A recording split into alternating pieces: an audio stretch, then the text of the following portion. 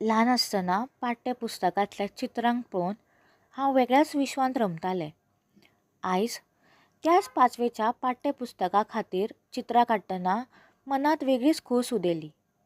म्हजी कला भुरग्यांच्या शिक्षणाच्या प्रवासांतलो एक भाग थारतली हें येवजून मनांत एक वेगळोच आनंद जालो. म्हाका फकत पात्रांच साकारपाची नासलीं, जाल्यार पुस्तकांचें दर एक पान वाचतना भुरग्यांच्या मुखामळार हांसो हाडूंक जाय आसलो आनी तांची खोस आनी उमेद वेगळ्या वेगळ्या रंगांनी जिवंत करपाची आसली.